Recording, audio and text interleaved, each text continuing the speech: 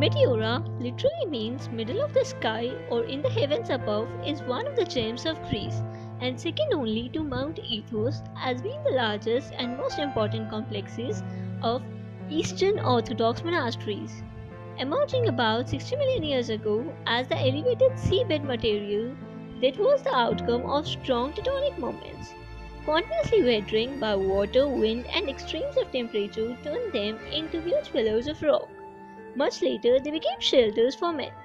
Common existential needs and strong religious faith compelled them to live united in the first monastic communities. Their common drive of faith guiding them towards the unique construction of monasteries of the highest architectural and artistic value.